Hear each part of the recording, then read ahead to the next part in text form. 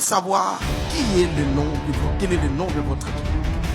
Je vais te donner un petit exercice. Pour savoir quel est le nom de Dieu de l'alliance de ta vie, enregistre tes prières, le début de ta prière, même 3-4 fois. Tu vas te rendre compte qu'il y aura un nom, une des attributs de Dieu qui se répète souvent dans tes prières sans que tu sois conscient. C'est ce Dieu-là c'est cette face, cette attribut-là, qui est au fait la vraie face directe de ton Dieu dans l'appel dans laquelle tu es appelé.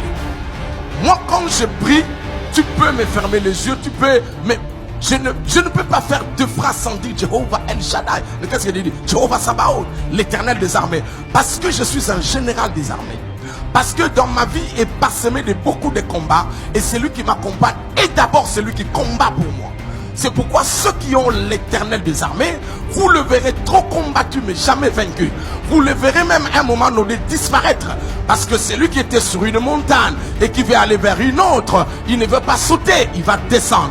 Mais quand il descend, ceux qui sont de l'autre côté ne le verront plus. Ce n'est pas parce que vous ne le voyez pas qu'il a disparu. Non, il descend dans la vallée pour prendre la dimension de l'autre montagne.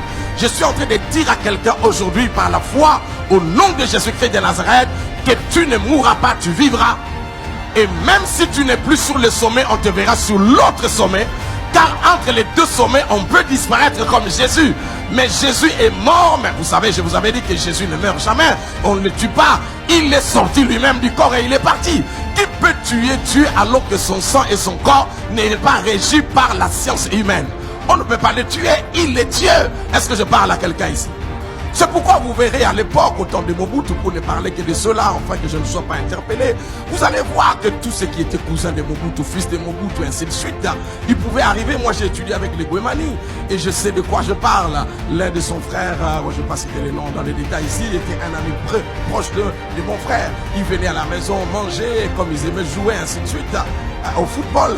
Mais tu vas voir quelqu'un, il est dans la voiture, il est en train de conduire et il arrive quelque part.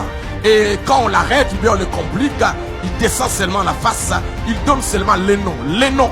Et ce nom-là n'est pas son nom, mais c'est son nom parce que c'est lui qui porte ce nom, lui a donné ce nom. En fait, en réalité, ce n'est pas lui, mais c'est lui parce qu'il a le nom. Je ne sais pas si je me fais comprendre. Je donne un exemple. Je m'appelle Joël Francis et mon fils s'appelle Joël Francis. Et quand mon fils part, il dit je m'appelle Joël Francis, ceux qui les connaissent vont dire mes respects. Mais en réalité, Joël Francis qu'on respecte n'est pas celui qu'on devait respecter. Il y a transfert des natures et des positions dans l'alliance. Quand vous entrez en alliance avec quelqu'un, il vous donne et sa position, et sa nature, et son influence, et son pouvoir. Dis à quelqu'un, je suis un Dieu ambulant. Tu es un Dieu ambulant et tu marches avec le Seigneur. Donc la connaissance de Dieu va vous donner la force d'avancer. Vous savez qui est votre Dieu. Et vous ne mourrez point. Vous allez croire. Vous ne regardez pas qui vous êtes, qui sont en face de vous. Mais vous allez dire comme David, je viens contre toi au nom de l'Éternel. Pourquoi il a dit au nom